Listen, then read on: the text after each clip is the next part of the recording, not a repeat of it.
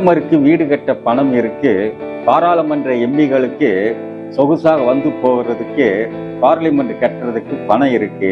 ஆனா ஒண்ணுமே இல்லாத ஏழை மாணவர்கள் படிக்க பள்ளிக்கூடம் கட்ட பணம் இல்லையா?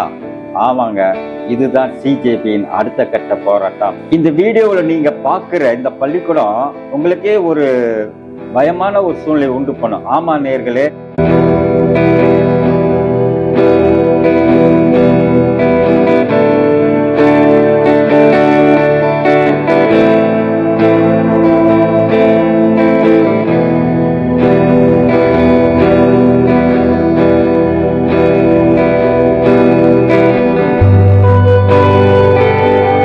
இது ஒரு அரசு பள்ளிக்கூடம். எப்படி இருக்குது பாருங்க. அதாவது இந்த பள்ளிக்கூடம் வடநாட்டுல ஒரு மாநிலத்துல இருக்குது. அங்க வர்ற பிள்ளைங்க 24 பள்ளிகளாம். அதெல்லாம் 15-14 பிள்ளைங்க தான் வருமா ரெகுலரா. அதுக்கப்புறமா அந்த பள்ளிக்கூடத்துல ஒரே ஒரு டீச்சர் இந்த பாடங்கள்லாம் நடத்துறாங்களாம். இந்த பள்ளிக்கூடம் பாருங்க, மழை பெஞ்சா ஒழுகும். இரவு நேரில் அங்க இருக்கிற எலிகள் பூச்சிலாம் தங்குற இடமா இருக்கும். அந்த செவுரு எல்லாம் பாருங்க, காம்பவுண்ட் செவுரு கிடையாது. பிள்ளைங்களுக்கு நல்ல குடிநீர் கிடையாது. ஏதாவது அவசர கழிவு வந்ததுன்னா அதுங்க அந்த இடத்த விட்டு வெளியே ரொம்ப தூரம் போய் தான் அவங்க கழிச்சுட்டு வரணும். இந்த மாதிரி சூழ்நிலை இருக்கிற ஒரு பள்ளிக்கூடத்துல பிள்ளைங்க படிக்கணும்னா எப்படி படிக்கும்? அதுங்க உள்ள வந்துன்னா அதுங்க மனநிலை எப்படி இருக்கும்? கொஞ்சம் சிந்திச்சு பாருங்க. நம்ம வீடே நல்ல ஒரு வீடா இருந்தாதான் நம்ம வீட்டுக்குள்ள போனே ஒரு மனசுக்கு ஒரு இதமான சூழ்நிலை வரும். எதுவும் வேலை செய்யறோம்னா கூட இரிட்டேஷன் இருக்காது. கச்சா முச்சான்னு ஒரு மாதிரி கிடந்துனா நம்ம மனசும் அதே மாதிரி தான் இருக்கும். அந்த மாதிரி பிள்ளைங்க இந்த பள்ளிக்கூடத்துல உட்கார்ந்தா அதுங்க எப்படி இருக்கும்? நல்லா படிக்குமா? இந்த பள்ளிக்கூடத்துக்கு யார் வருவா? கொஞ்சம் கூட காசு செலவழிக்க முடியாத அன்றாடம் கூலிகள். இன்னைக்கு வடநாட்டுல எல்லா இடத்துலயும் அன்றாடம் கூலிங்க தான் இருக்கிறாங்க. அவங்க பிள்ளைங்க தான் இந்த மாதிரி பள்ளிக்கூடத்துக்கு வரும். அந்த மாதிரி பிள்ளைங்களுக்கு இந்த அரசு கவனிக்கிறதே கிடையாதுங்க. இன்னைக்கு 94,000 அரசு பள்ளிகள் மூடப்பட்டிருக்கிறது. அதாவது மத்திய அரசு நடத்தும் இத மாதிரி பள்ளிக்கூடங்கள் 94,000 பள்ளிக்கூடங்கள் மூடி விட்டது. காரணம் கேட்டால் மாணவர்கள் வருகை இல்லை, குறைந்து விட்டது. அதனால அந்த பள்ளிக்கூடத்தை நாங்க மூடிட்டோம் சொல்றாங்க. இந்த மாதிரி ஒரு பள்ளிக்கூடம் வச்சிருந்தா எந்த பிள்ளைங்க தான் வரும்? சரி, இந்த பிள்ளைங்க இந்த பள்ளிக்கூடத்துக்கு வர்ற பிள்ளைங்க இங்க வரலைங்க, நின்றுட்டாங்க. அவங்க என்ன வேற பள்ளிக்கூடத்துக்கு போயிருவாங்க? இதோட மேன்மையான பள்ளிக்கூடங்கள், அரசு நடத்தும் பள்ளிக்கூடங்கள் இன்னைக்கு 10.2 லட்சம். இந்தியா முழுக்க நம்ம இந்திய அரசு நடத்துகிற பள்ளிகள் 10.4 லட்சம் பள்ளிக்கூடங்கள் இருக்குதுன்னு சொல்றாங்க. இந்த 10.4 லட்சம் பள்ளிக்கூடத்துல கேந்திர வித்யாலயா, அதே மாதிரி பிரதமர் நடத்தும் பள்ளிக்கூடங்கள் நிறைய இருக்குது. அதுல அரசு பள்ளிகள் ஒரு பகுதியா இருக்கிறது.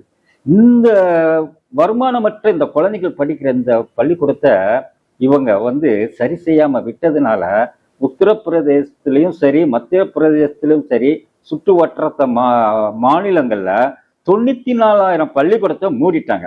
அப்படி மூடுறதுனால அந்த பிள்ளைங்களுடைய எதிர்காலம் பாழாகி போய்விட்டது. அதை மேன்மைப்படுத்தி இந்த பிள்ளைங்களை படிக்க வச்சிருக்கணும். ஏன் நிற்கிறாங்க? வசதி வாய்ப்பு சரியில்லை, அங்க பள்ளிக்கூடம் சரியில்லைன்னா வரல. இப்போ இதே நம்ம தமிழ்நாடு இருங்க, அன்னைக்கு காமராஜர் காலத்துல கவர்மெண்ட் ஸ்கூலா கட்டினாரு, பிள்ளைங்க வரல. உடனே என்ன பண்ணாரு? அதுக்கான அடிப்படை வசதி சாப்பாடு எல்லாம் வரலன்னு சொல்லி சாப்பாடை போட்டு வர வச்சாரு. அது போல அந்த பள்ளிக்கூடத்துல எல்லா வசதியும், குடி தண்ணீர் எல்லாமே வச்சதுனால பிள்ளைங்க படிச்சாங்க. அத மாதிரி நீங்களும் இந்த அரசு பள்ளிகளை மேன்மைப்படுத்தி இந்த பிள்ளைங்களுக்கு தேவையானது ஒரு எல்லா வசதியும் பண்ணி கொடுத்தா கண்டிப்பா அந்த பிள்ளைங்க வரும். படிச்சதுங்கன்னா நம்ம இந்தியாவின் எதிர்காலம் எப்படி இருக்கும்? அப்படி இல்லாம அந்த பிள்ளைங்கள்லாம் படிப்பை நிறுத்தியதால பல குடும்பம் இன்னைக்கு வடநாட்டுல கூலி வேலை செய்து அந்த பிள்ளைங்களும் கூலி குடும்பமாவே இருக்குதுங்க. இதைத்தான் இன்னைக்கு சிஜேபி கையில் எடுத்திருக்கு. இந்தியா முழுவதும் இருக்கிற அரசு பள்ளிகளின் நிலைமையை ஆராய்ந்து அந்த பள்ளிகளின் தரத்தை உயர்த்தவும், அதுல படிக்கும் மாணவர்களுக்கு வசதி வாய்ப்புகளை ஏற்படுத்தவும் புதிய கல்வி நிலையங்கள், நிறைய பள்ளிக்கூடங்கள் இந்தியா முழுவதும் கட்ட வேண்டும் என்று ஒரு போராட்டத்தை அறிவித்திருக்கிறார்கள். அதாவது ஆகஸ்ட் 15ஆம் தேதி முதல் அனைத்து பள்ளிக்கூடங்களுக்கும் அவர்கள் சென்று ஆய்வு நடத்த இருக்கிறார்கள். ஆய்வு நடத்தி அதன் பின்பு அங்கு இருக்கும் மக்கள் சந்திப்பை நடத்தி அந்த பள்ளிக்கூடங்களை மேன்மைப்படுத்துவது பற்றி அறிக்கை சமர்ப்பிக்க இருக்கிறார்கள். ஒரு மக்கள் அமைப்பாக இருந்து அடுத்தால் அவர்கள் ஒரு மக்கள் சந்திப்பை நடத்தி அந்த மக்கள் சந்திப்புல நிறைய பேர் சொன்ன ஒரு வார்த்தை, நம்மளுடைய பேசிக் ஏழை குழந்தைகள் படிக்கிற அரசு கல்லூரிகள் அரசு பள்ளிகள் மேம்பட வேண்டும். அதற்கான ஒரு போராட்டத்தை அறிவியுங்கள், நாங்கள் உங்களோடு நிற்கிறோம் என்று மக்கள் சந்திப்பில் மக்கள் கூறியதன் விளைவாக இந்த போராட்டத்தை எடுத்திருக்கிறார்கள். ஆகஸ்ட் 15 நாடு முழுக்கும் இருக்கிற அனைத்து அரசு பள்ளிகளுக்கும் அவர்கள் செல்கிறார்கள்.